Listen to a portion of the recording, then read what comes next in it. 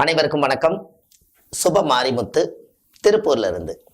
திதி வீட்டில் கொடுக்கலாமா கொடுக்க கூடாதா, இந்த பதிவுல ஸ்கிப் பண்ணாம கேளுங்க. உங்களுக்கு ஒரு அருமையான ஒரு விளக்கம் கிடைக்கும். இப்ப திதி வீட்டுல கொடுக்கலாமா?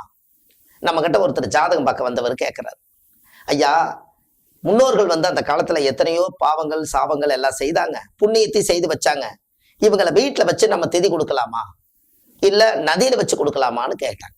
நான் சொன்னேன், ஐயா அவர் பூர்வ ஜென்மத்தினுடைய முன்னோர்களாவே இருக்கட்டும், வீட்டுல திதி கொடுக்க கூடாது.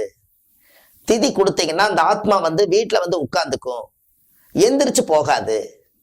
திதி எங்க கொடுக்கணும்னா, அஸ்தி கரைச்சது வீட்லயே கரைக்கிறீங்க. ஒருத்தர் காலம் ஆயிட்டாங்கன்னா அவங்கள தண்ணி ஊத்தி நம்ம வீட்லயே கரைச்சு விடுறோம், அந்த ஆத்மாவை கொண்டு போய் நதியில கொண்டு போய் கரைச்சு விடுறோம்.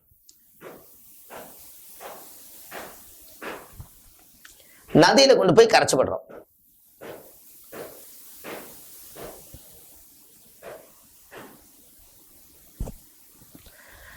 அந்த ஆத்மாவை நதியில கொண்டு போய் கரைச்சு விடுறோம். ஏன்? அந்த ஆத்மா நதியில போய் அப்படியே பிரபஞ்சத்துக்கு போய் வானமண்டல சாஸ்திரத்துக்கு போகட்டும்னு சொல்லித்தானே நம்ம அதை பண்றோம். அப்ப நம்ம இந்த இடத்துல நம்ம வீட்டுல வச்சு அதை பண்றோமா? இல்லை. அப்ப அதையவே மூலாதாரத்தவே கொண்டு போய் நீங்க அஸ்தி கொண்டு போய் ஆத்துல கரைக்கும் போது அந்த ஆத்மாவை நீங்க இங்க வச்சு திதி கொடுத்தீங்கன்னா, முன்னோர்களை அழைக்கிறீங்கல்லவா, முன்னோர்களை அழைச்சு அவங்களுக்கு கேட்கறதெல்லாம் நம்ம வாங்கி கொடுக்க முடியுமா? அவங்க கனவுல வர்றதெல்லாம் நம்ம செய்ய முடியுமா? அவங்க பட்ட கஷ்ட அந்த சொத்தெல்லாம் அவங்க வெள்ளம் வாங்கி உருவாக்கி வச்சிருந்தாங்க, அவங்க என்ன சொல்றாங்களோ அதன்படி நீங்க கேட்க முடியுமா? அப்ப நீங்க வீட்டுல முன்னோர்களை அழைச்சிங்கன்னா, அவங்க அந்த மனையில உட்கார்ந்துட்டாங்கன்னா, கெட்ட கெட்ட கனவுகள், கெட்ட கெட்ட சொப்பனங்கள், ஒண்ணு நல்லது நடக்கும், ஒண்ணு கெட்டது நடக்கும். அதனால எப்பவுமே திதி வீட்டுல கொடுக்க கூடாது. எள்ளும் தண்ணி வச்சு ஒரு கரையோரத்திலையோ ஒரு ஆத்தோரத்திலையோ இல்ல வீட்டு ஓரத்திலையும் கூட நீங்க வெளியில வச்சு நீங்க கரைச்சு விடலாம். ஆனா வீட்டுல கூட்டிட்டு திதி கொடுப்பது நல்லதல்ல.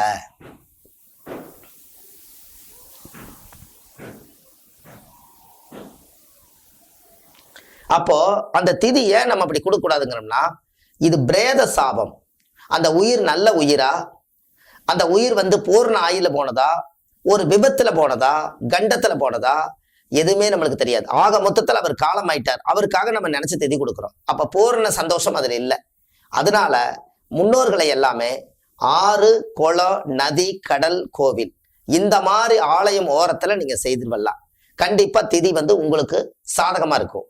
இது இங்க வீட்டுல செய்ய ஆரம்பிச்சீங்கன்னா, அடுத்த வருஷம் அந்த இடத்துல உட்கார்ந்து, அதுக்கு அடுத்த வருஷம் அந்த வீட்டுல உட்கார்ந்து உங்களுக்கு ஏதாவது ஒரு மன உளைச்சலை கொடுக்கறதுக்கு வாய்ப்பு அதிகம்.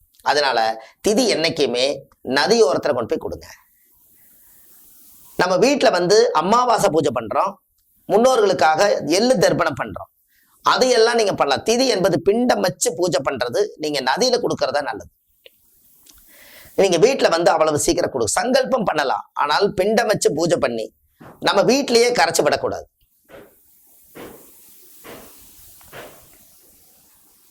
இது நீங்க செய்தீங்கன்னா உங்களுடைய வாழ்க்கை ரொம்ப சிறப்பா இருக்கும். வருஷம் வருஷம் திதிய மறக்காம, அவர் காலமானவர், எந்த திதியில அவர் காலமானாரோ அந்த திதி வரும் காலத்துல முன்னோர்களை அழைச்சு ஒரு பிராமணர் வச்சு பச்சரிசி, காய்கறி, வேட்டி துண்டு எல்லாம் முறையோடு அவங்களுக்கு தான தர்மம் பண்ணி அந்த முன்னோர்களுடைய பெயரை சொல்லி 7 பிண்டம் வச்சு தர்ப மேல வச்சு எள்ளும் பச்சரிசி மாவும் பிணைஞ்சு ஒவ்வொரு முன்னோர்களுக்கும் உங்க கையில உருட்டி அதுக்கு தீபம், கற்பூரம், திருநூறு, சந்தன, குங்குமம் எல்லாம் வச்சு முன்னோர்களை நினைச்சு பூஜை பண்ணி ஒவ்வொரு பிண்டங்களா கொண்டு போய் ஓடும் நதியில கொண்டு போய் கரைச்சு விட்டு ஒவ்வொரு ஆத்மாவுக்கு அதை கரைச்சு விட்டு கங்கையில அந்த தோஷம் நிவர்த்தி ஆகிவிட்டால், முன்னோர்களுக்கு எனக்காக நீ செய்துட்டியே, இனி உன்னுடைய வாழ்வாதாரம் நல்லா இருக்குன்னு அங்க சிவலோக பதவியிலிருந்து இந்த பூலோகத்துக்கு ஆசீர்வாதம் வருது. இது எல்லாம் நீங்க செஞ்சு பாருங்க, உங்களுக்கு அப்படி ஒரு மாற்றம் ஏற்படும். கண்டிப்பா இந்த திதி கொடுப்பதை வீட்டில் கொடுப்பதை விட ஒரு ஆலயம் ஓரம் நதியை கரையில் கொடுக்கலாம், 6 குளம் நதியில கொடுக்கலாம். இது வீட்டுல இது தவிர்க்கவும். இதை செய்துட்டு வாங்க. இந்த ஆத்மா சாந்தி பூஜை உங்களுக்கு ஒரு பெரிய அற்புதமான ஒரு விஷயமா இருக்கும். இந்த பதிவை எல்லாத்துக்கும் ஷேர் பண்ணுங்க, சப்ஸ்கிரைப் பண்ணுங்க. உங்களுடைய நல்ல ஒரு விதமான விஷயத்தை நீங்க தெரிஞ்சுக்கங்க. ஒவ்வொரு பதிவும் உங்களுக்கு நான் கொடுத்துக்கிட்டு இருக்கேன். இது முக்கியமான பதிவு. எல்லா மக்கள் வீட்டிலையும் இறப்பில்லாத வீடு ஏதும் இல்லை. புத்தர் அந்த காலத்திலே சொல்லியிருக்கார், ஒரு பழைய ரொம்ப கஷ்டமா இருக்குது, அந்த ரொம்ப கஷ்டமா இருக்கிறதுனால ஏன் எனக்கு மட்டும் அந்த கஷ்டம் வந்தது அப்படின்னு சொல்லி புத்தர்கிட்ட போய் ஒரு அம்மா கேட்டிருக்காங்க. அப்ப அவர் எல்லா கதையும் காதுல வாங்கிட்டு, சரி யார் வீட்டுல இறக்காத வீடோ அந்த இறக்காத வீட்டுல ஒரு கையகல இவ்வளவு கடுகு மட்டும் வாங்கிட்டு வாமா அப்படின்னு சொல்லிக்கிறாங்க. அங்க போய் பார்த்தா கடைசியில ஒவ்வொரு வீடா போகும்போது எங்க சித்தப்பா போயிட்டாரு, பெரியப்பா போயிட்டாரு, மாமா போயிட்டாரு, மச்சான் போயிட்டாரு, இத்தனையும் சொல்லி பார்க்கும்போது எல்லாத்து வீட்லயுமே நம்மளை விட இறப்பு அதிகமா இருக்குது, எவ்வளவு நம்மளை விட கொடுமை அதிகமா சொல்றாங்களே, அதை விட நம்ம கொடுமையை எவ்வளவோ பரவாயில்லைன்னு அந்த அம்மா புத்திரக்கட்டையும் வேலை அப்படியே வீட்டுக்கு போயிடுச்சா. அப்ப இறக்காத வீடு ஏதும் இல்லை. அதனால தர்ப்பணம் திதி கண்டிப்பா கொடுத்தே ஆகணும். அதனால இதை கொடுப்பதை நீங்க செய்ய வேண்டிய முறையை செய்யுங்க. உங்களுடைய வாழ்க்கையில ஒரு மிகப்பெரிய மாற்றம் ஏற்படும். இப்போ ஒரு ஜாதகத்துல சூரியன் ஒருத்தருக்கு சித்திரை மாசத்துல பிறந்திருக்காரு, அவருக்கு சூரிய உச்சம். இன்னொருத்தர் ஐப்பசி மாசத்துல பிறந்திருக்காரு, அவருக்கு சூரிய தேசம். இந்த உச்சத்துக்கும் நீசத்துக்கும் என்ன பொருத்தம்? உச்சம்னா ஒரு 1000 வாட்ஸ் பல்பு மாதிரி, நீசம்னா அதோடைய தன்மை அப்படியே கீழே அதோடைய சக்தி இழந்த மாதிரி. அப்ப சூரியன் ஒரு ஜாதகத்துல நீசமா இருந்தா அவங்க குடும்பத்துல தந்தை, சூரியன் என்பது அப்பா, இந்த அப்பா இந்த குழந்தை பிறந்ததுக்கு அப்புறம் அவர் தலையெடுக்க எடுக்க எடுக்க அப்பாவுடைய முன்னேற்ற வளர்ச்சியை அப்படியே டவுனாக வைக்கும். அதே சூரிய உச்சமாய் இருக்கும்போது பிறந்தா எவ்வளவோ கஷ்டப்பட்டிருப்பார் தகப்ப. அந்த கஷ்டமெல்லாம் பார்த்தீங்கன்னா தீராத கஷ்டம், அவருக்குள்ள மன வேதனையோடு இருக்கும். அப்பத்தான் அந்த குழந்தை பிறக்கும். அந்த குழந்தை பிறந்ததுக்கு அப்புறம் படிப்படியா படிப்படியா படிப்படியா சூரிய உச்சமா இருக்கிறதுனால அந்த ஜாதகம் அப்படியே வளர ஆரம்பிக்கும். அப்படியே அந்த அப்பாவுக்கு இடம், வீடு, வாசல், சொத்து, சுகம் எல்லாமே கூடி வரும். அதுக்கு காரணம் என்ன? ஒரே பரிகாரம் தான். இந்த ஜாதகம் சூரியன் உச்சமாக பிறந்தால், சூரியன் ஆட்சியாக பிறந்தால், அதுக்கு என்ன? சூரியன் உச்சமா இருந்தா சித்திரை மாசத்துல பிறப்பாங்க. அதே சூரியன் ஆட்சியாக இருந்தா ஆவணி மாசத்துல அந்த குழந்தை பிறக்கும். இந்த ரெண்டு கான்செப்ட் தான் சூரியன் பலம் அடையக்கூடிய இடம். வேற எந்த இடத்துலையுமே இந்த சூரியனுக்கு பலமான ஒரு வேலை செய்யவே இல்லை. அப்போ ஒரே இடத்துல மட்டும்தான் ஐப்பசி மாசத்துல பிறக்கக்கூடிய குழந்தைக்கு மட்டும் சூரியன் நீசமாகிறார். அதே சூரியன் திசை நடக்கும் காலம் அவங்களுக்கு சில இறக்கு குணத்தை கொடுக்குது. ஏறு கணம் இல்லாம இறக்கு கணம் அப்படின்னு என்ன? நல்ல ஏறு காலமா இருந்ததுங்க, இந்த குழந்தை பிறந்ததுக்கு அப்புறம் ஒரு இறங்கு காலமா எனக்கு இருக்குது, இதற்கு நான் என்ன பண்றதுன்னு எனக்கு தெரியலைங்க, இது எப்படியாவது ஒரு வகையில எனக்கு இந்த சூரியனுடைய நீசத்தன்மைக்கு ஒரு எளிய பரிகாரத்தை நீங்களே சொல்லுங்கன்னு ஒரு பதிவுல கேட்டாங்க. அதற்கு உங்களுக்கு ஒரு விளக்கத்தை கொடுக்குறேன். அப்போ சூரியனை நீசமாயிருச்சு, அதுக்காக தந்தையுடைய தொழிலை கீழே கொடுக்க முடியுமா? இல்லை இந்த குழந்தையை நம்ம தனியா வைக்க முடியுமா? முடியவே முடியாது. அப்போ தெய்வத்தினுடைய அனுகிரகத்துல போய்தான் இந்த நீசத்தன்மையை நிவர்த்தி செய்ய முடியும். அப்போ யாரெல்லாம் ஐப்பசி மாசத்துல பிறந்திருக்காங்களோ அவங்க குடும்பத்துக்குள்ள ஒரு மூல மந்திரத்தை காலையில எந்திரிச்சு நீங்க சொல்லிட்டு வந்தீங்கன்னா அந்த நீசத்தன்மையில இருந்து அந்த ஜாதகரும் ரிலீஸ் ஆயிருவாங்க, அப்பாவும் தலையெடுக்கிறதுக்கு நல்லா இருப்பாங்க. அதுக்கு ஒரே மூல மந்திரம் எழுதிக்கங்க, ஒரே வார்த்தை தான், ஓம் நமச்சிவாயா. இந்த ஓம் நமச்சிவாயா அப்படிங்கிறத 108 முறை காலையில் எந்திரிச்சு ஒரு பூஜை அறையில நின்று ஒரு விளக்கேத்தி வச்சுட்டு ஓம் நமச்சிவாயா, ஓம் நமச்சிவாயா, ஓம் நமச்சிவாயா இப்படி ஒரு 108 முறை நீங்க சொல்லிட்டு போனீங்கன்னா அந்த குழந்தைக்கும் அந்த சிவனுடைய அருள் வரும். சூரியன் என்பது சிவன், அந்த நீசத்தன்மை இருக்கிறனால நீங்க நமச்சிவாயா சொல்ல சொல்ல சொல்ல சொல்ல சொல்ல சொல்ல அந்த நீசத்தன்மையிலிருந்து அப்படியே எகிரி மேல வந்துருக்கு. இதை செஞ்சு பாருங்க, உங்களோட வாழ்க்கையில ஒரு மிகப்பெரிய ஒரு மாற்றம் அடையும். ஏன்னா எல்லாத்துக்குமே ஐப்பசி மாசத்துல பிறந்துட்டோம், நல்லா போயிட்டு இருந்தது, என்னன்னு தெரியலைங்க, இந்த குழந்தை பிறந்ததுல இருந்து வளர்ச்சியே கம்மியா இருக்குதும்பாங்க. அது காரணம் எதுவுமே இல்லை. ஒரு நல்ல ஒரு பிளானட் உலகத்திலேயே வக்ரம் இல்லாம ஒரு நேர்கோட்டில் வரக்கூடியது ஒரே கிரகம் மட்டும்தான், சூரியன் மட்டும்தான். அப்பேற்பட்ட ராஜ கிரகமே நீசமாயிட்டால், அப்படி ஒரு குழந்தை பிறந்து விட்டால் அப்பாவுடைய வளர்ச்சியை அது கெடுக்குது. அதற்காக ஒரு சில பேர் சொல்லுவாங்க, இல்லைங்களே இந்த குழந்தை பிறந்ததுக்கு அப்புறம் நான் நல்லா தான் இருக்கிறேன்னு. அந்த குழந்தையோட பாயிண்ட் நீசத்தன்மையா இருக்கிறதுனால குறைக்கத்தான் செய்யும். உங்களோட ஜாதகத்துல சூரியன் நல்லா இருக்கிறதுனால நீங்க நல்லா இருப்பீங்க, வளர்ந்துட்டு இருப்பீங்க. ஆனா இது ஒரு பக்கம் கீழே இழுத்துட்டு போயிட்டு இருக்கும். அது இழுக்க கூடாதுங்கிறதுக்காக இந்த ஒரு பதிவு.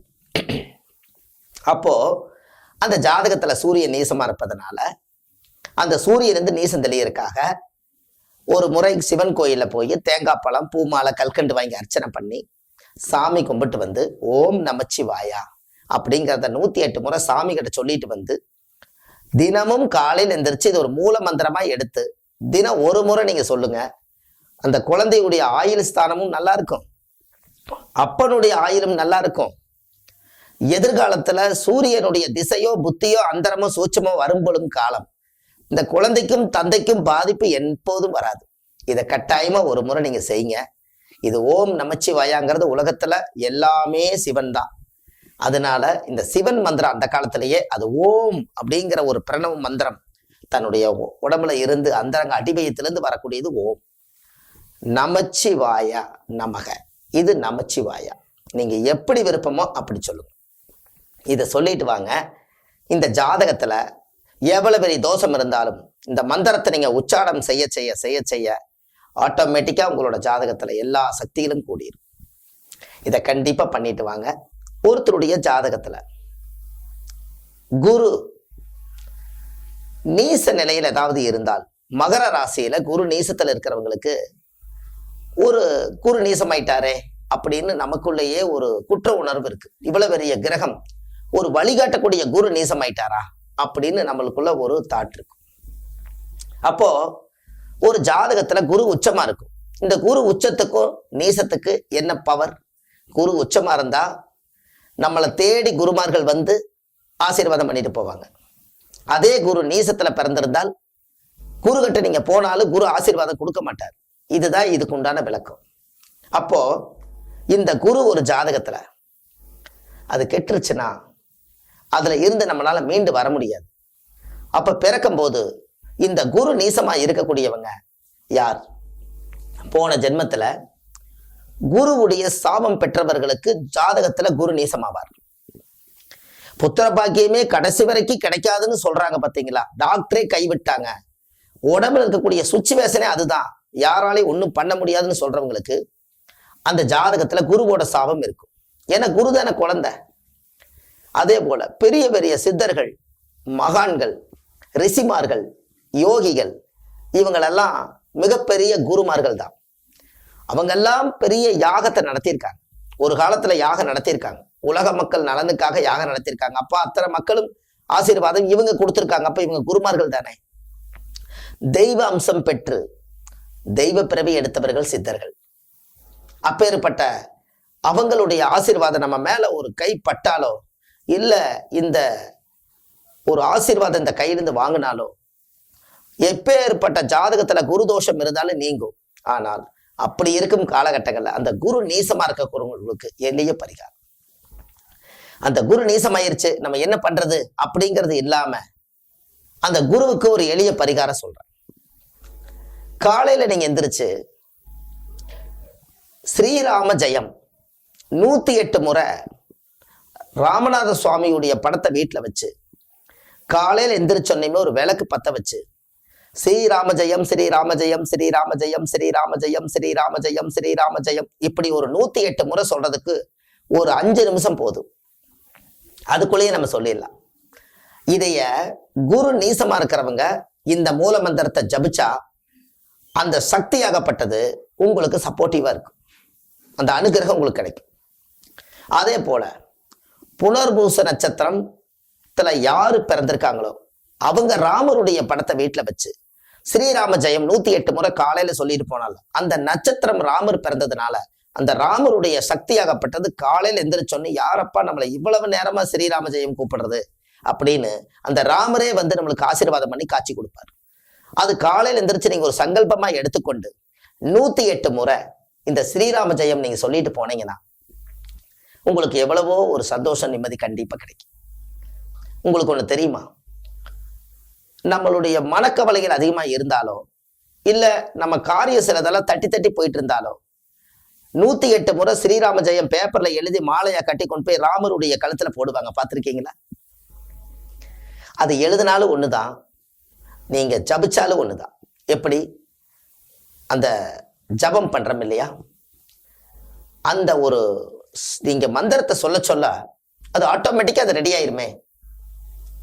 அந்த தோஷம் ஏதாவது நம்ம ஜாதகத்துல குருசாபங்கள் நீங்க ஏதாவது வாங்கியிருந்தாலும் கூட அந்த தோஷம் எல்லாம் ஸ்ரீராம ஜெயம் 108 முறை தினமும் சொல்லும்போது அந்த பட்ட துன்பம் எல்லாம் பறந்தோடி போயிடும். இத வாழ்க்கையில நீங்க ஒரு முறையாவது இந்த சங்கல்பத்தை நீங்க கையில் எடுங்க. 108 செகண்டுக்குள்ள நம்ம ஸ்ரீராம ஜெயம் சொல்லி முடிச்சிடலாம். மிஞ்சி போனா பொறுமையா சொன்னா 5 நிமிஷத்துக்குள்ள சொல்லிடலாம். கடவுளுக்காக ஒரு 5 நிமிஷம் ஒதுக்கி உங்களுடைய வலிமை நல்ல பலமாகிறதுக்காக, இந்த ஜாதகத்துல குரு நீசம் இருப்பதுக்காக இந்த ஸ்ரீராம ஜெயத்தை நீங்க சொல்லிட்டு வாங்க. புனர்பூச நட்சத்திரம் கண்டிப்பா, இந்த நட்சத்திரக்கார் கண்டிப்பா ஸ்ரீராம ஜெயம் சொல்லணும். அவர் ராமரே புனர்பூச நட்சத்திரத்துல பிறந்ததுனால அந்த நட்சத்திரக்காரர்களுக்கு முதல் உரிமை உண்டு. அவர் தேடி போக வேண்டியதில்லை, ராமரே இவரை தேடி வருவாராம். அதனால நீங்க கூப்பிட்டா வருவாராம். அவருடைய பேரே ஸ்ரீராம். அதனாலதான் ஸ்ரீராம ஜெயம். ஜெயம்ங்கிறது என்ன?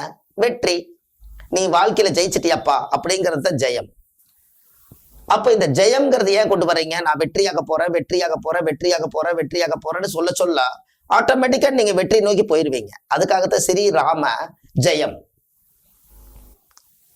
ஒருத்தருடைய ஜாதகத்துல புதன் நீசமாக இருக்கிறார். இந்த புதன் நீசமா இருந்தா என்ன பொருள்? இந்த புதன் நீசத்தன்மை இருக்கும்போது ஒருவர் பிறந்து விட்டால், புதன்கிழமையில பிறந்தால், இந்த காலகட்டங்கள்ல இந்த புதன்கிழமையில பிறந்தவங்களும் ஜாதகத்துல புதன் நீசமா இருக்கக்கூடியவர்களும் வாழ்க்கையில ஒரு முறையாவது இந்த புதன் நீசமா இருந்தா புத்தி, அறிவு, கல்வி, ஞானம் எல்லாத்துக்குமே இந்த புதனுடைய சக்தி கம்மியா இருந்தா அது வேலை செய்யாது.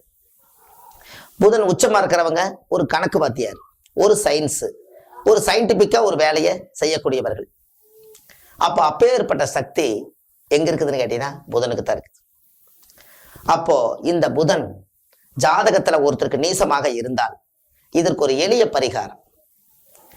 காலையில எந்திரிச்சு பூஜை ரூம்ல ஒரு விளக்கேத்தி வச்சு ஓம் நமோ நாராயணா, ஓம் நமோ நாராயணா, ஓம் நமோ நாராயணா அப்படின்னு 108 முறை புதன் நீசமாக இருப்பவர்களும் புதன்கிழமையில் பிறந்தவர்களும் இந்த மந்திரத்தை செய்து வந்தால், இது உச்சாரம் செய்துட்டு இருந்தீங்கன்னா அது மெருகேற மெருகேற மெருகேற உங்க ஜாதகத்துல புதன் நீச நிலையிலிருந்து அந்த தன்மையை மாறி உங்களுக்கும் நல்ல ஞானம், நல்ல கல்வி, நல்ல அறிவு, நல்ல புத்தி இதெல்லாம் அதிகபட்சமாக உருவாகி நீங்களே ஒரு பெரிய ஒரு சாம்ராஜ்யத்தை உருவாக்கக்கூடிய சக்தி பிறக்குது.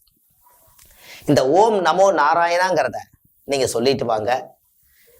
ஏன் அப்படின்னா புதன் என்பது பெருமாள், பெருமாளுடையது ஓம் நமோ நாராயணா.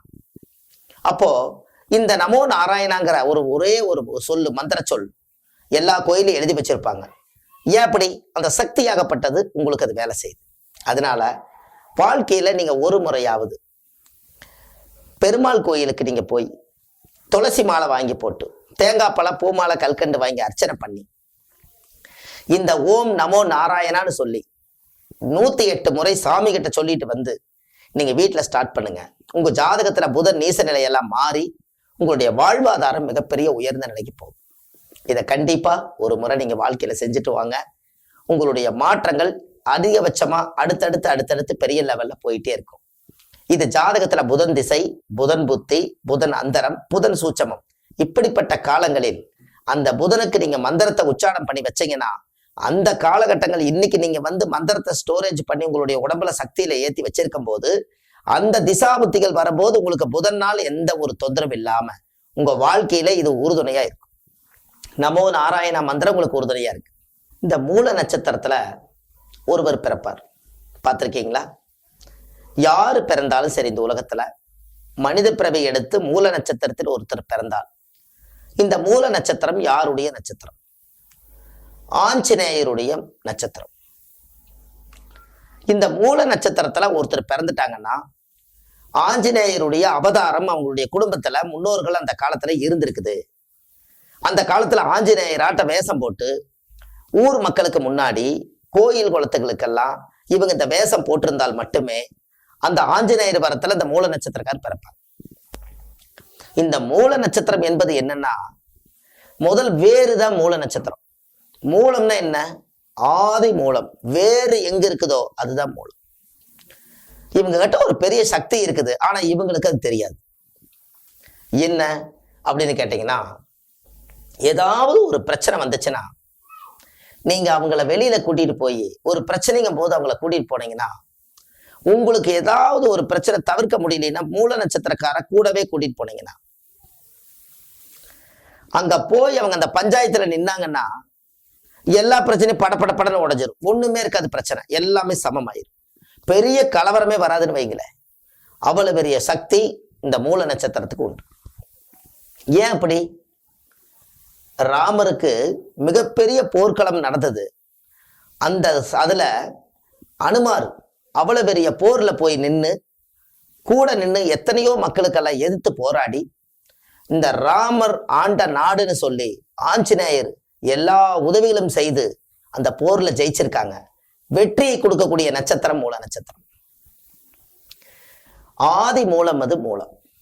இந்த மூல நட்சத்திரக்கார நம்ம வீட்டுல வச்சுக்கிட்டோம்னா 10 யானைக்கு சமம். எந்த ஒரு ஆபத்துகளும் வராது. எப்பேற்பட்ட ஆபத்து இருந்தாலும் அந்த ஆபத்தெல்லாம் வீட்டு வாசலுக்கும் கூட வராது, வந்த வழியிலே திரும்பி போயிடும். 10 யானைக்கு சமம் மூல நட்சத்திரம். அதனாலதான் எவ்வளவு பெரிய ஜாதகத்துல ஆதி மூலம் எங்க இருக்குதுன்னு கேட்டா தனுசு, காலச்சக்கரத்துக்கு அது தனுசு ராசி. அங்கதான் மூல நட்சத்திரத்துல பிறந்திருக்கிறவர்கள் தனுசு ராசியில பிறந்திருப்பாங்க. இந்த தனுசு தான் போர்க்களமான இடம். அதனாலதான் வில்லு அம்பும் அந்த காலத்திலேயே ஆயுதம் இதை வச்சு பல உயிர்களை தாக்கியிருக்காங்க. அதனால இது போர்க்கள ராசி, எதுக்கும் துணிஞ்ச ராசி. எந்த இடத்துலையும் தன்னுடைய உயிருக்கு பயப்படாம நின்று அந்த பிரச்சனையை முடிச்சு கொடுக்கக்கூடிய ராசி இந்த தனுசு ராசி, அந்த மூல நட்சத்திரம். இந்த மூல நட்சத்திரத்துல இப்படி ஒரு சக்தி இருக்குதான்னு உங்களுக்கு இது தெரிய போகுது. அப்ப இந்த மூல நட்சத்திரத்துக்கார நம்ம வீட்டுல வச்சிருந்தாலோ, மூல நட்சத்திரக்காரர்களோடு தொழில் அவங்கள மூல நட்சத்திரத்தை கொண்டு வந்தாலோ, ஒரு கார்ல ஒரு டிரைவரா மூல நட்சத்திரக்காரர் இருந்தாலோ நம்மளுக்கு ஏதாவது ஆபத்து வருமா? வரவே வராது. அந்த காலத்துல முன்னோர்கள் 27 நட்சத்திரத்தை, ஒவ்வொரு நட்சத்திரத்துக்கும் ஒரு தைரியத்தை கொடுத்து, ஒரு தெய்வ அம்சத்தை கொடுத்து அவ்வளவு அழகா வச்சிருந்திருக்கிறாங்க. இந்த நட்சத்திரத்துக்கு முன்னோர்கள் அந்த காலத்துல சொல்லலைன்னா மக்களுக்கு எப்படி தெரியும்? அப்போ உங்களுக்கு இன்னொன்று தெரியுமா? இந்த மூல நட்சத்திரக்கார் வாழ்ற வாழ்க்கையை பார்த்தீங்கன்னா படாத கஷ்டப்பட்டு குடும்பத்தை அவங்க தான் வழி நடத்தி கொண்டு போவாங்க. பார்த்திருக்கீங்களா? ஏதோ ஒரு கதைக்காக ஏதோ சொல்லுவாங்க. ஆனா மூல நட்சத்திரம் ஒரு பெண்ணாக இருந்தா அந்த பெண்ணு குடும்பம் நடத்துற மாதிரி யாருமே நடத்த முடியாது. அவ்வளவு பெரிய நட்சத்திரம் மூல நட்சத்திரம். ஏன் அப்படி? அந்த மூல நட்சத்திரத்தினே பாருங்க, பெண் நாய் அப்படின்னு போட்டிருக்கும். பெண் நாய் அப்படின்னு. இந்த பெண் நாய் மாசமா இருந்து ஒரு 4-5 குட்டிங்க போட்டுருச்சுன்னா இவங்க என்ன பண்ணிடுவாங்கன்னா, நாய் நம்மளை கடிச்சு போடுன்னு சொல்லி இந்த குட்டிகளை நம்ம தூக்கிடுவோம்னு சொல்லி இந்த நாய் கடிக்கிறதுக்கு தயாரா இருக்குன்னு சொல்லி இந்த குட்டி போட்டோன்னே இந்த நாயை துரத்தி விட்டுருவாங்க. இது என்ன பண்ணுன்னா, குட்டியில எல்லாம் வாயில கவிட்டு போய் ஒரு இடத்துக்கு 2 இடம் மாத்தி குழியை பறிச்சு அந்த இடத்துல குட்டியில பூரா கொண்டு வந்து சாகாம கொண்டு வந்து அது பால் கொடுத்து அங்கிருந்து உருவாக்கி அங்கிருந்து அவங்களை துரத்தி விட்டுருவாங்க. மறுபடியும் இன்னொரு இடத்துக்கு குட்டி மாத்தி எப்படியோ அதை இதையும் குட்டி மாத்தி மாத்தி பார்த்தீங்கன்னா அந்த எல்லா குழந்தைகளையும் புழைக்க வச்சிருவாங்க. இதுதான் மூல நட்சத்திரத்தினுடைய குணம். அவங்க அடிச்சே நீங்க துரத்தினாலும் அது வேதனையோட போய் ஒரு இடத்துல அண்டி இருந்து, நம்ம கட்டின கணவருக்கு நம்ம துரோகம் பண்ணக்கூடாதுன்னு, நம்ம பெத்த பிள்ளைகளை கைவிடக்கூடாதுன்னு சொல்லி ஆள் மனதுல ஒரே ஒரு சக்தி வச்சுக்கிட்டு வைராக்கியத்தோட வாழக்கூடிய நட்சத்திரம் மூல நட்சத்திரம். இது நான் சொல்ல வரக்கூடிய விஷயம் இது ஒண்ணு. ஆனால் அந்த மூல நட்சத்திரம், அதனாலதான் மூல நட்சத்திரக்காரர் நீங்க எங்கேயாவது பாருங்க, இந்த குழந்தைய கையில கூட்டிக்கிட்டே போயிட்டு இருப்பாங்க. எங்கேயாவது பாருங்க, மூல நட்சத்திரக்காரர் கையை பிடிச்சாங்கன்னா விடவே மாட்டாங்க. அதே மூல நட்சத்திரம் என்பது ஆஞ்சநேயர். அதே மூல நட்சத்திரம் மிருகத்துல வந்து குரங்கு. இந்த குரங்கு ஒரு குட்டி தாவிட்டே போதுவாரு, எங்க போனாலும் கையில குட்டி கையில வச்சிருக்கும். இது எல்லா பக்கம் இறதேடு குட்டி தூக்கி வயிற்றுல வச்சுக்கிட்டு போகும். அதே போலதான் அந்த மூல நட்சத்திரக்காரி ஏதோ கையில பையாவது வச்சிருப்பாங்க. சும்மாவே வெறுங்கையா இருக்க மாட்டாங்க, ஒரு ஆதாரம் ஏதோ உன்னை பிடிச்சுக்கிட்டே போவாங்க. இதுதான் மூல நட்சத்திரத்துடைய குணம். பிடி, அவங்களுடைய பிடி, என்னைக்கு வெறுங்கையா இருக்கவே மாட்டாங்க. அப்பேற்பட்ட நட்சத்திரத்து மூல நட்சத்திரம்.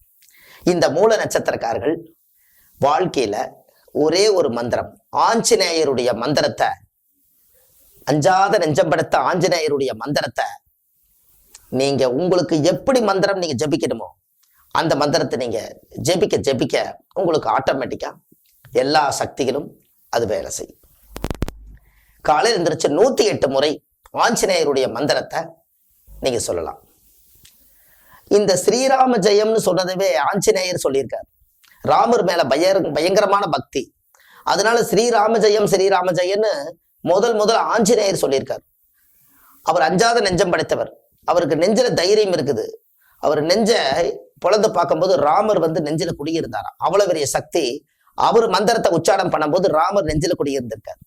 அப்ப எவ்வளவு பெரிய சக்தின்னு பாருங்க. அதனால மூல நட்சத்திரத்துல பிறந்திருக்கிறவர்கள் ஆஞ்சநேயருடைய மந்திரத்தை செபிச்சு செந்தூர பொட்டு வச்சு டெய்லி தினமும் நீங்க காலையில ஆஞ்சநேயருடைய படத்துக்கு விளக்கேத்திட்டு வந்தீங்கன்னா உங்களுடைய வாழ்க்கையில இன்னமும் மிகப்பெரிய சக்திகள் எல்லாம் உருவாகி உங்க வாழ்க்கை வளம் பெறும். கந்த சஷ்டி கவசத்தை பத்தி இன்றைக்கு நம்ம தெரிஞ்சுக்கலாம். ஒருத்தருடைய ஜாதகத்துல செவ்வாய் நீசமாக இருந்தால் என்ன பலன்? இந்த கந்த சஷ்டி கவசத்தை நீங்க பார்த்திருக்கீங்களா? கந்த ஆசிரமத்துல, சேலத்துக்கு பக்கத்துல கந்த ஆசிரமத்துல அது எழுதப்பட்டது. சென்னிமலை முருகன் கோவில்ல அந்த கந்த சஷ்டி கவசம் அரங்கேற்றம் செய்தது. இது முருகனுடைய சக்தி வாய்ந்த கந்த சஷ்டி கவசம். இந்த கந்த சஷ்டி கவசத்துல ஒரு ஜாதகத்துல 9 கிரகங்கள் இருக்கிறது. இந்த 9 கிரகத்துல தைரியமான கிரகம் எதுன்னு கேட்டீங்கன்னா செவ்வாய் தான். இந்த செவ்வாயுடைய கிரகம் யாருன்னு கேட்டீங்கன்னா செவ்வாய். இவருடைய கடவுள் யாருன்னு கேட்டீங்கன்னா முருகர். அதனாலதான் முருகருக்காக எழுதப்பட்டது கந்த சஷ்டி கவசம். அப்போ ஒரு ஜாதகத்துல செவ்வாய் தோஷம் இருக்கக்கூடியவங்க கந்த சஷ்டி கவசத்தை வாழ்க்கையில ஒரு முறை, டெய்லி தினமும் ஒரு முறை நீங்க படிச்சீங்கன்னா போதும். சஷ்டியை நோக்க சரவண பவனார் சிஸ்டருக்கு உதவும் செங்கதிர் வேளாம் பாதம் 2 பன்மதி சதங்கி கீதம் பாட கிண்கிணியாட மயில்வாகனார், இப்படி நீங்க சொல்லிட்டே வர வர இந்த மந்திரங்கள் வந்து முருகனுடைய மந்திரம் வந்து உடம்புல வந்து ஒன்றோட ஒன்னா சேர்ந்துக்கு. அப்போ அந்த கந்த சஷ்டி கவசம் ஒரு ஜாதகத்துல செவ்வாய்க்கிழமை பிறந்திருக்கிறவங்க கண்டிப்பா வாழ்க்கையில ஒரு முறை தினமும் கந்த சஷ்டி கவசம் காலையில் எந்திரிச்சு ஒரு வீட்டுல விளக்கேத்தி முருகனை நினைச்சு சாமி கும்பிட்டு 6 படை வீடு கொண்ட திருமுருகா, திருச்செந்தூர் தான் முருகப்பெருமானுடைய குரு, அவங்களை எல்லாத்தையும் நீங்க வணங்கி கந்த சஷ்டி கவசம் காலையில் எந்திரிச்சு நீங்க பூஜை ரூம்ல போய் ஒரு முறை ஒரு 15 நிமிஷம் நீங்க படிச்சுட்டு வெளியில போனீங்கன்னா உங்களை எதுக்கிறதுக்கு யாராலையும் முடியாது. அவ்வளவு பெரிய சக்தி, அசுரரவே அழிக்கக்கூடிய சக்தி உங்களுக்கு வந்துடும். அதே போல செவ்வாய்க்கிழமை பிறந்தவங்க கந்த சஷ்டி கவசம் படிக்கணும். ஜாதகத்துல செவ்வாய் நீசமா இருக்கக்கூடியவர்கள் இந்த கந்த சஷ்டி கவசம் படிக்கணும். யாரெல்லாம் செவ்வாய் திசையில பிறந்தார்களோ அவங்க எல்லாமே கந்த சஷ்டி கவசம் படிக்கணும். இதை ஒரு முறை படிங்க. உங்களால முடியலன்னு சொன்னால் மனசுக்குள்ளேயே படிக்கலாம். எப்படியோ ஒரு முறை முருகருடைய உச்சாரணத்தை நீங்க செய்ய செய்ய உங்களுடைய திருமண வாழ்க்கை தடையா இருக்கிறதுக்கெல்லாம் கந்த சஷ்டி கவசம் படிச்சால் போதும். உடம்புல தீராத நோய் இருந்தா இந்த பிரச்சனையெல்லாம் தீரும். உங்களுக்கு ஒண்ணு தெரியுமா? அந்த காலத்துல மாரியத்தா பார்த்துச்சுன்னா தலைமேட்டு கடியில பத்தினி தலையை வச்சு வேப்பந்தலையை வச்சு கால்மேட்டு வரைக்கும் சுத்தி வர அந்த தலையை வச்சு ஒரு வெள்ளை புடவையோ வெள்ளை வேஷ்டியோ எடுத்து அவங்க மேல போத்தி விட்டு மாரியம்மனுடைய தாலாட்டு படிப்பாங்க. அப்போ ஏன் அங்க வச்சு படிக்கணும்? மாரியத்தா பார்த்திருக்கிறதுனால அந்த மாரியம்மாவுடைய பாட்டை பாட பாட பாட பாட படிக்க படிக்க அந்த முத்தெல்லாம் உதுறத கண்ணால பார்க்கலாம், இன்னைக்கும் பார்க்கலாம். அந்த சக்தி என்னைக்கு அழியல, அப்படியே தான் இருக்கு. அதே போலதான் கந்த சஷ்டி கவசமும் அந்த காலத்திலே இந்த பாடல் வந்து முன்னேற்றமா கொடுத்துருக்காங்க. ஒரு ஆஸ்பத்திரியில ஒருத்தர் உடல்நில சரியில்லாம படுத்திருந்தாங்கன்னா அந்த இடத்துல போய் இவருக்கு ஏற்பட்ட நோய் வந்து சீக்கிரமா குணமாகணும்னு சொல்லி முருகர் கோயில்ல போய் அவர் பேர்ல அர்ச்சனை பண்ணி சாமி கும்பிட்டு வந்து அவருக்கு நெத்தியில வச்சு அவர் பக்கத்துல உட்காந்து தினமும் ஒரு முறை ஹாஸ்பிட்டல்ல கந்த சஷ்டி கவசம் நீங்க படிச்சீங்கன்னா அவர் வீடு திரும்புவார். கண்டிப்பா நோயெல்லாம் தீர்ந்து வீட்டுக்கு வந்துருவார். நீங்க கந்த சஷ்டி கவசம் எங்க வச்சு படிக்கிறீங்களோ அங்க முருகர் வந்து ஆசீர்வாதம் பண்ணி அந்த நோய்க்கு மருந்து போட்டு போயிடுவாரு. இதை நிச்சயமா நீங்க செஞ்சு பாருங்க, உங்க வாழ்க்கை நல்லா இருக்கும். இது வரைக்கும் ஆஸ்பத்திரியில யாராவது கந்த சஷ்டி கவசம் படிக்கிறோமா? ஹாஸ்பிட்டல்ல கண்டிப்பா நீங்க படிச்சு பாருங்க. அவங்களோட உட்காந்து ஒரு முறை சாப்பிட்டு பாருங்க. அவருக்கு என்ன நோய் இருக்குன்னு அவருக்கே தெரியாது அப்புறம். ஏன்னா நம்ம நோயாளி ஆயிட்டுமே அப்படின்னு கொண்டு போய் ஆஸ்பத்திரியில போட்டிருப்பாங்க. அப்ப நம்ம நோயாளி தான் முடிவு பண்ணி வச்சிருப்பாங்க. ஒரு நேரம் ஒரு பட்டல சாப்பாடு போட்டு அவரையும் நம்மளும் அவரும் உட்கார்ந்து அவருக்கு ஒரு ரூபாய் நமக்கு ஒரு ரூபாய் சாப்பிட்டு பாருங்க. முதல்ல அவருக்கு என்ன நோயின்னு மறந்துடுவாரு. இதை பல தடவை நீங்க செக் பண்ணி பாருங்க. எல்லா இடத்துலையும் சொல்லியிருக்கேன். ஒரு நேரம் நோயாளி கூட்டு வந்து கீழே உட்கார வச்சு ஹாஸ்பிட்டல்ல ஒரு 4-5 பேர் சேர்ந்து கூட்டாஞ்சோறு மாதிரி உட்காந்து சாப்பிட சொல்லுங்க. அவருக்கு நோயோட வாசமே தெரியாது.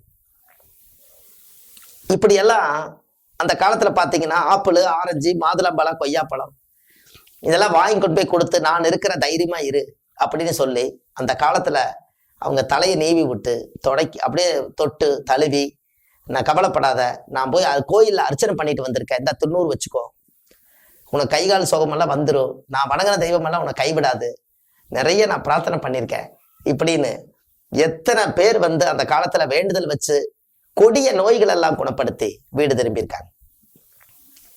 அதுக்கு ஒரே காரணம், கந்த சஷ்டி கவசத்தை ஹாஸ்பிட்டல்ல வச்சு படிக்க படிக்க படிக்க படிக்க உங்களுடைய நோய் தீர்ந்து இந்த சக்தி முருகர் வந்து வஞ்சகம் இல்லாதவர்.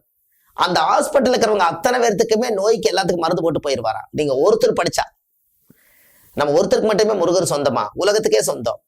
அப்படின்னா ஒவ்வொரு ஹாஸ்பிட்டல்லையும் ஒரு நல்லது நடக்கணும்னா உங்களுடைய இந்த மருத்துவத்தை இந்த நோயிலிருந்து விடுபட கந்த சஷ்டி கவசம் தலைமைட்டு கடையில உட்கார்ந்து காலையில தினமும் ஒரு முறை அவருக்கு மாத்திரை மருந்து கொடுத்துட்டு ஹாஸ்பிட்டல்ல நீங்க படிச்சு பாருங்க. நீங்க வீடு திரும்பி கூட்டிட்டு போனதுக்கு அப்புறம் கந்த சஷ்டி கவசத்தை தொட்டு கும்பிட்டு முருகருக்கு ஒரு நன்றி சொல்லுவீங்க. நீங்க இந்த பதிவுக்கு ஒரு நன்றி சொல்லுவீங்க. இதெல்லாம் விஞ்ஞான பூர்வமான ஒரு அறிவியல் பூர்வமான ஒரு ஆராய்ச்சி. அந்த காலத்துல மாரியம்மன் தாலாட்டை பத்தி நான் யோசிச்சேன். எங்க உட்கார்ந்து இருந்தாலும் மாரியம்மா பாட்டை உட்காந்து பாடுனாங்களே. அன்னைக்கு மாரியத்தை பார்த்தது உடம்பு இறங்குச்சே. அப்ப இவர் கொடிய நோயில ஹாஸ்பிட்டல்ல மாத்திக்கிறாரு. அதுல இருந்து வெளியில வர்றதுக்கு கந்த சஷ்டி கவசத்துல 4448 வியாதிகளுக்கும் அந்த கந்த சஷ்டி கவசம் மருந்து, ஒரு பெரிய கரு மருந்தது. அதனால நீங்க இந்த கந்த சஷ்டி கவசத்தை வீட்டுல படிக்கிறத விட அவரு நோய்பாய்ப்பட்டு ஹாஸ்பிட்டல் இருக்கிறனால நேரா அவர் முன்னாடியே போய் படிக்கும் போது அவர் காதுல கேட்க கேட்க முருகரும் சேர்ந்து கேட்பார். கண்டிப்பா ஆசீர்வாதத்துல அவர் நல்லா இருப்பார். அப்ப கண்டிப்பா இது யாருக்கு பொருந்தது? எல்லாமே இந்த பிணி, பீடை, காத்து, கருப்பு, பில்லி, சூனியம், செய்வன எல்லாத்துக்கும் அந்த மந்திரம் வந்து ஒரு பொருந்தின மந்திரம். அதனால எல்லாரும் இந்த ஜாதகத்துல கிரக வலிமை செவ்வாயுடைய அமைப்புல இருக்கக்கூடியவங்க, செவ்வாய்க்கிழமை பிறந்தவங்க, ஜாதகத்துல செவ்வாய் திசை நடக்கிறவங்க, ஜாதகத்துல பிறக்கும் போது செவ்வாய் திசையில பிறந்தவங்க, செவ்வாய் நீசமா இருக்கிறவங்க எல்லாரும் ஒரு முறை தினமும் காலையில கந்த சஷ்டி கவசம் படிங்க. ரொம்ப முடியாதவங்க, எனக்கு படிக்க தெரியாதுன்னு இருக்கிறவங்க ஒரு டேப் ரெக்கார்டு சிடியில போட்டு கந்த சஷ்டி கவசம் பாட வச்சு கூடவே நீங்க பாடிட்டு வாங்க. நீங்க மந்திரம் சொல்ல சொல்ல அதுவும் மந்திரம் சொல்ல சொல்ல எல்லாம் சேர்ந்து முருகர் வீட்டுக்கு வந்து ஆசீர்வாதம் பண்ணிட்டு போவோம். உங்களுடைய ஜாதகத்துல உங்களுக்காகவே ஒரு பரிகாரத்தை எடுத்து வச்சிருக்கேன். உங்களுக்கு நிறைய கடன் தொல்லைகள் அதிகமா இருந்தா, இந்த கடன் தொல்லையிலிருந்து வெளியிலே வர முடியலையே, என்ன பண்றது அப்படின்னு சொல்லி உங்களால தவிர்க்க முடியாம இருந்தா, கடன் அடைக்கிறதுக்கு ஒரு எளிய பரிகாரம் உங்களுக்கு நான் சொல்றேன். செவ்வாய்க்கிழமை அன்னைக்கு கடன் கொடுத்தால் உங்களுக்கு கடன் தீரும். எத்தனை பேருக்கு உங்களுக்கு தெரியும்னு எனக்கு தெரியாது. 1 கோடி ரூபாய் கடனா இருந்தாலும் சரி, 1 லட்சம் ரூபாய் கடனா இருந்தாலும் சரி, 10,000 ரூபாய் கடனா இருந்தாலும் செவ்வாய்க்கிழமை அன்னைக்கு நீங்க வாங்கின கடன்ல இருந்து ஒரு 10 ரூபாய் கொண்டு போய் இந்தாங்க அந்த கடனுக்குள்ள கொஞ்சம் வச்சுக்கன்னு சொன்னீங்கன்னா, அந்த கடன் அன்னையில இருந்து உங்களுக்கு காசு கிடைக்க ஆரம்பிச்சிடும். அதுக்கப்புறம் அந்த கடன் வந்து அடைக்கிறதுக்கு உண்டான வாய்ப்புகள் நிறைய இருக்கு. அது கொடுக்கும் போதே செவ்வாய்க்கிழமை தான் நீங்க கொடுக்கணும். ஏன் செவ்வாயினால என்ன அப்படின்னு உங்களுக்கு ஒரு கேள்வி இருக்கும் அல்லவா? இதுல அந்த காலத்துல இந்த கடன் வட்டிக்கு கொடுக்கறவங்க பாத்தீங்கன்னா அந்த காலத்துல உப்பு சட்டியில வச்சு கொடுப்பாங்க. ஒரு சில பேர் முன்னோர்கள் பாத்தீங்கன்னா காசை கொண்டு போய் உப்பு சட்டியில வச்சிருவாங்க. உப்பு என்ன மகாலட்சுமி, இந்த காசு போய் அதுல தங்கிரும். இந்த உப்பு சட்டிக்குள்ள காசை வச்சு யாரோ ஒருத்தர் நம்மளுக்கு கடன் கொடுத்துட்டாங்கன்னா வாழ்க்கையில ஆயுள் காலத்து வரைக்கும் அந்த கடனை கட்டவே முடியாது. இதுதான் உப்பு சட்டியுடைய ரகசியம். அதனாலதான் அந்த காலத்துல கோவத்துல ஏதாவது வந்துச்சுன்னா உப்பு சட்டி போட்டு உடைச்சிட்டாங்கன்னா அந்த வீட்டுல மகாலட்சுமி தங்காது, அந்த வீடு பாலடைஞ்சு ஒண்ணுமில்லாம போயிருமா. அப்ப எப்படியெல்லாம் அந்த சக்தியை அந்த காலத்துல வச்சுக்கிறாங்க. அந்த கடலோட உப்பு, கடல்ல விளையக்கூடிய உப்பு தன்னுடைய மண்ணு சட்டிக்குள்ள, மண்ணு சட்டிங்கிறது செவ்வாயோட ஆதிக்கம். மண்ணு யாரு? பூமிகாரகன் யாரு? செவ்வாய். இந்த செவ்வாய்க்கும் இந்த உப்புக்கும் ஒரு மிகப்பெரிய தொடர்பு இருக்குது. அதனாலதான் அந்த உப்பு சட்டிக்குள்ள காசை வச்சு அந்த காலத்துல கொடுப்பாங்களா, அதை யாராலையுமே மாற்ற முடியாது. அது அவங்களுக்கு அது ஒரு பெரிய ஒரு செயல் மாறித்தான் நடக்கும். இப்படி கொடுக்கறதுனால நம்ம இந்த கடனை அவங்க உப்பு சட்டியில வச்சு கொடுத்தாங்களாங்கிறது நம்மளுக்கு எப்படி தெரியும்?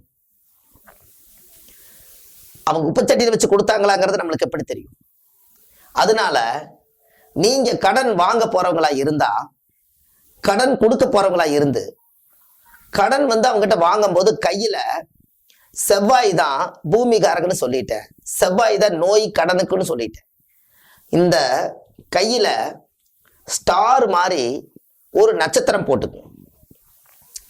இந்த நட்சத்திரத்தை போட்டு இதுல சரவண பவ ஓம் அப்படின்னு போட்டு இந்த கையில வச்சு, இது உங்களுக்கு யாருக்கு சொல்லாதீங்க, இது அப்படியே எப்போ போல வச்சுக்கோங்க. அந்த சரவண பவ ஓம்னு நீங்க சொல்லி போட்டு அப்புறம் போய் நீங்க கடன் வாங்குங்க. உப்பு சட்டியில வச்சுக்கிற தோஷம் இந்த கையளவுல எல்லா தோஷம் நீங்கிரும். இந்த பணம் வீட்டுக்கு போனாலும் இந்த தோஷம் பாதிக்காது. சீக்கிரமா நீங்க கடன் அடைச்சிருப்பீங்க. இதை செஞ்சு பாருங்க. கிட்டத்தட்ட நான் ஒரு 1000கணக்கான மக்களுக்கு இதை நான் சொல்லியிருக்கேன். ஏன்? செவ்வாய் தான் கடன், காலச்சக்கரத்துக்கு செவ்வாய் மேசம். அந்த செவ்வாய் மேசம் அதே செவ்வாய் விருச்சிகத்துல 8ஆம் இடமா வருது. 8ஆம் இடம் என்பது அவமானம். பணம் கொடுக்கலைன்னா நம்மளுக்கு அவமானம் தானே.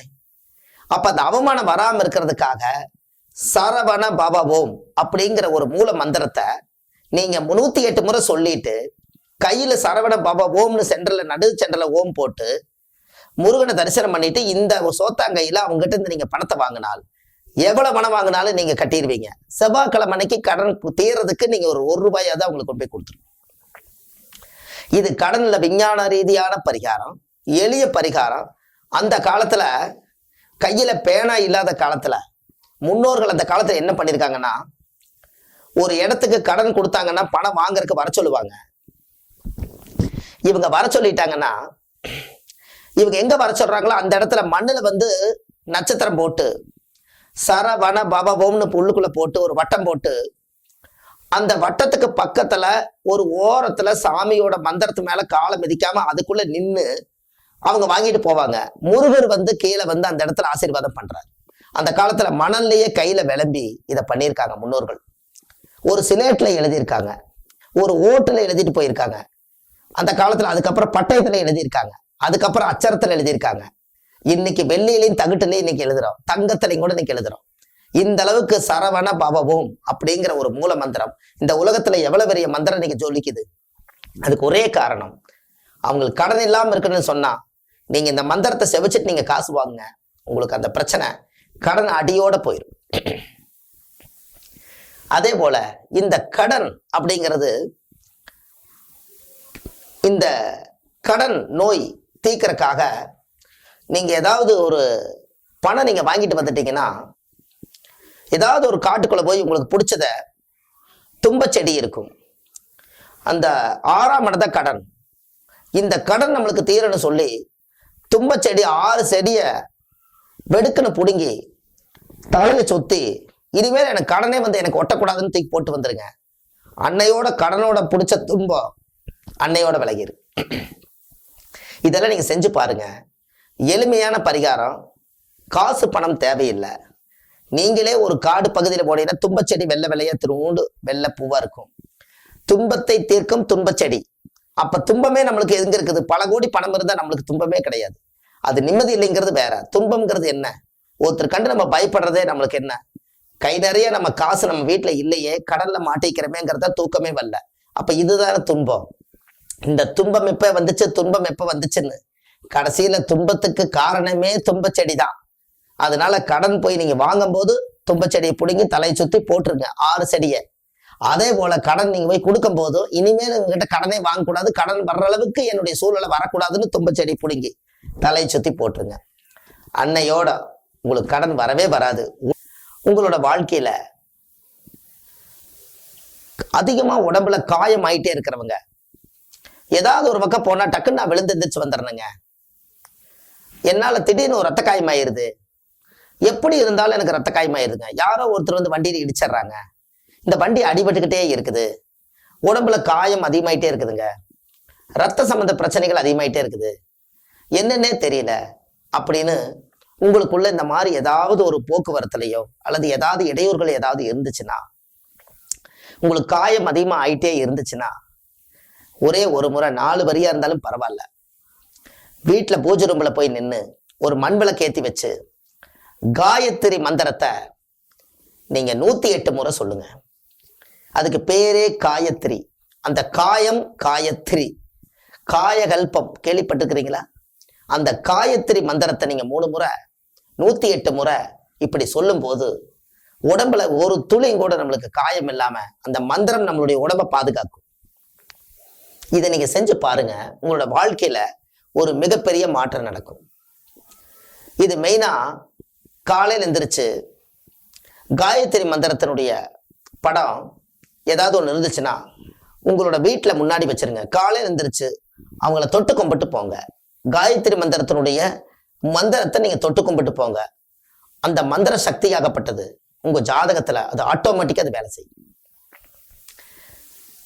இந்த காயத்ரி மந்திரத்தினுடைய சக்தி என்னன்னு கேட்டீங்கன்னா, ஆத்துல போய் இடுப்பளவுக்கு தண்ணியில நின்று 10 லட்சம் தடவை உருவேத்திட்டோம்னு சொன்னால் இரவு பகலா தெரியுமா, பகல் இரவா தெரியுமா, அவ்வளவு பெரிய சக்தி காயத்ரி மந்திரத்துக்கு உண்டு.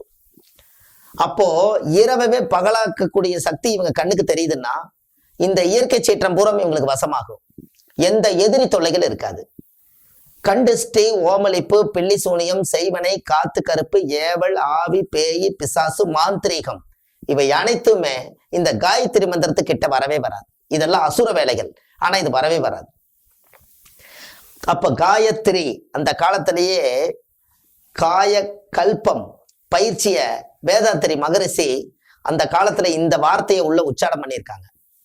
உடம்புல இருந்து காயகல்பி செஞ்சு அஸ்வினி முத்திரையை கொண்டு ஆயுள் காலம் வரைக்கும் நோய் இல்லாம வாழ்றதுக்கு இங்க காய கல்ப பயிற்சிய அன்னைக்கே வந்து ஆலியாரில் இருக்கக்கூடிய நம்ம மகரிஷி வேதாத்திரி மகரிஷி இந்த வார்த்தைய அன்னைக்கே அவங்க சொல்லிட்டு போயிட்டாங்க. அப்போ அந்த வார்த்தையிலிருந்து வந்ததுதான் காயகல்பம் காயத்ரி மந்திரம். இது எல்லாமே பார்த்தீங்கன்னா இந்த இடத்துல நோய் இல்லாம வாழ்றதுக்கு இன்னைக்கு அது வந்து விஞ்ஞான பூர்வமா இன்னைக்கு இது சொல்ல வேண்டியதா இருக்கு. உடம்புல இருக்கக்கூடிய அஸ்வினி முத்திரை வந்து நம்மளுடைய துரியத்திலிருந்து மேல் நோக்கி தவம் இருந்து ஆத்ம சக்தி எல்லாம் அடக்கி அஸ்வினி முத்திரை வந்து நீட்டா அவங்க வந்து சொன்னதை செஞ்சு அவங்க வாழ்க்கையில உடம்ப கட்டுப்படுத்தி இந்த உலகத்துல நிறைய நாள் வாழணும்னு சொல்லி அன்னைக்கே மகரிஷி சொல்லியிருக்காரு. இன்னைக்கு தெய்வ சக்தியை மந்திரத்தால நீங்க உச்சாரம் பண்ணினால் இந்த சக்தி உங்க உடம்புல அப்படியே உட்கார்ந்து ஆட்டோமேட்டிக்கா அது வேலை செய்யும். இதெல்லாம் அந்த காலத்துல முன்னோர்கள் எல்லா வழியிலையும் இதை கையாண்டிருக்காங்க. இதை கையாளலைன்னா யாருக்கு என்ன தெரியும்? தெரிஞ்ச அளவுக்கு வாழ்ந்துட்டு தெரியாத அளவுக்கு வாழாம விட்டுற வேண்டியதான். அப்படித்தான் போயிருக்கும். அப்ப இன்னைக்கெல்லாம் வந்து இந்த மாதிரி ஏதோ ஒரு விஷயங்கள் உங்க காதுக்குள்ள நல்ல விஷயங்கள் கிடைக்கும் போது அதை நீங்க பயன்படுத்திக்கிங்க. உங்களுடைய வாழ்வாதாரம் நல்லா இருக்கும். காயத்ரி மந்திர புக்கு இந்த மாதிரி பிரச்சனை உள்ளவங்களுடைய வீட்டுல அந்த புக்கு வீட்டுல பூஜை அறையில வச்சாலே அது மேல ஒரு விளக்கேத்திட்டு வந்தீங்கனாலே உங்களுடைய வாழ்க்கை பிரமாதமா இருக்கும். சப்ஸ்கிரைப் பண்ணுங்க. ஏன்னா நம்ம போடுற வீடியோ நோட்டிபிகேஷன் உங்களுக்கு வரணும். அதனால கண்டிப்பா சப்ஸ்கிரைப் பண்ணுங்க. உங்களுடைய வாழ்க்கையில இதெல்லாம் ஒரு மிகப்பெரிய ஒரு புண்ணியம். இந்த பரிகாரத்தை செய்யுங்க. வாழ்க்கையில அதிகாரமா நீங்க வாழ போறீங்க. தைரியமா இருக்கலாம். நம்பிக்கையோடு இதை செய்யுங்க. நல்லதே நடக்கும். நன்றி, வணக்கம். சுப மாரிமுத்து, திருப்பூர்ல இருந்து.